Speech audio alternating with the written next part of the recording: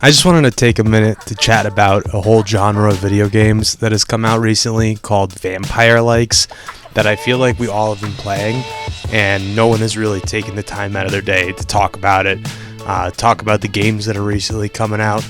And yeah, this is just kind of a video going over my thoughts on this whole genre, how much I like it, and how much I hope you guys like it. So thank you for watching. Look forward to hearing more from you guys in the comments. Thank you.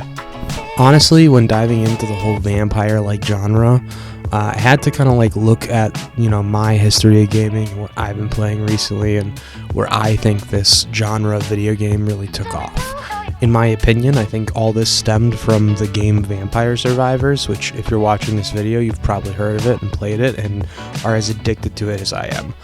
I have a mind-numbingly amount of hours in this game at 63 hours, which I feel like is way too much. However, recently, there's been a ton of other bangers that have been coming out, like Brotato and Halls of the Torment in particular. I feel like I constantly ask myself when I'm playing these games why they're good.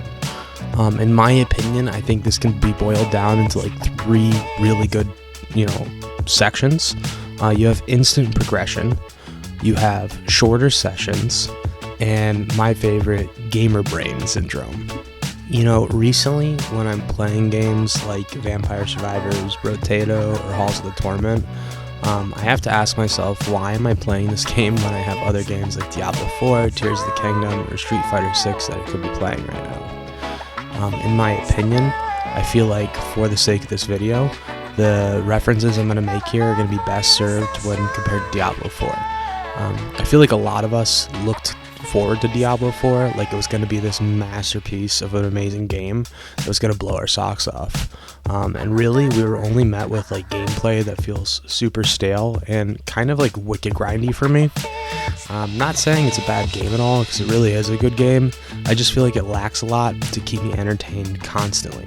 Now, the reason I say this is because it brings me directly back to my main point, is instant progression.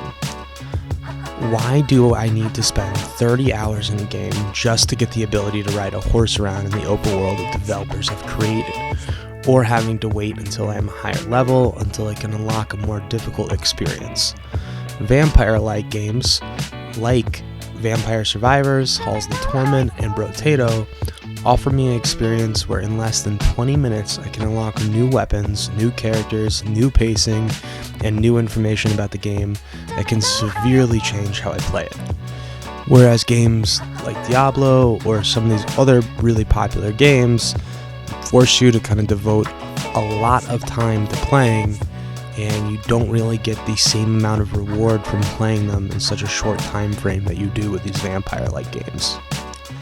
Honestly, in my opinion, I feel like a lot of these AAA games that are coming out right now really are having an identity crisis. The reason I say this is because you're having a lot of smaller independent developers absolutely blowing it out of the water and having performance and KPI numbers that AAA companies are held to. For example, BattleBit Remastered. I'm sure you guys have been playing it. It's absolutely nuts how the game has performed, because I think it's the market currently with people that are playing video games, it's currently shifting from looking for the best graphical and cinematic experience to, I feel like, finding the best gameplay experience. This is a screenshot of Assassin's Creed Valhalla. I'm sure a lot of you know about this grindy experience that EA has kind of janked together, but this game takes an ungodly amount of time to play and get weapons and truly experience the full game that EA has created. I think we are seeing a shift from people playing games that take hundreds of hours to just unlock half the content to an extremely different change of pace of games that last only 30 minutes per session and condense everything in a way where you can experience almost everything there is in the game to offer within a 40-hour window. Now, this takes me back to my second point, which is games are kind of being built around this concept of simplicity, almost like quality over quantity, but at a very condensed level with some of these independent developers. In my opinion, I think we're living in a really weird time where you can have games come out like God of War Ragnarok, where the fidelity and the graphic content of the game is nuts, But then you also can have that game coexist with something like Brotato or Halls of the Torment that really take a step back with graphics and offer the player a much more like addictive form of gameplay, and a lot shorter of a gameplay experience. I think a lot of people are taking a step back from those long sessions of video game time and focusing more on stuff like this, which I like a lot. Now, here we're going to talk about a little silly concept called gamer brain syndrome. It's something that I suffer from tremendously. If you guys heard of Nakey Jakey, it's kind of like his goofy gamer goblin brain syndrome thing.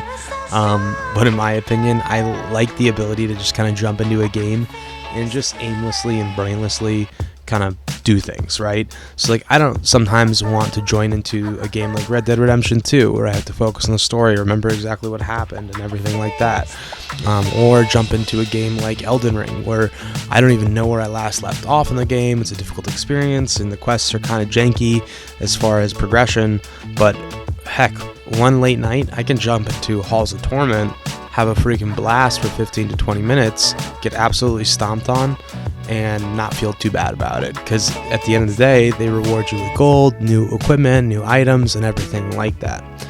I think we're really seeing a change of pace here with what people are playing, what people are looking for, and really just the entire genre of games changing constantly. I guess my conclusion here is that vampire likes absolutely slap, and I really like them a lot. I just feel like I needed to take some time out of my day, make a little video about it, and kind of give you guys my opinions as to why I think they're popping off when you have, like arguably graphically and more budgeted games like, that are coming out right now. Like, I'm looking at my wall of games, Callisto Protocol, Hitman 3, the recent Call of Duty and Street Fighter. I know I'm just kind of listing off, maybe some of those games are old, but it's so interesting that you're seeing in today's world games like Vampire Survivors, Brotato, and Halls of Torment coexist with AAA games that have insane budgets, and they almost perform very similar to the money they bring in. So yeah, I appreciate you guys listening to the video. I really hope you have a good rest of your day, enjoy your night, and look forward to hearing from you soon. Bye bye.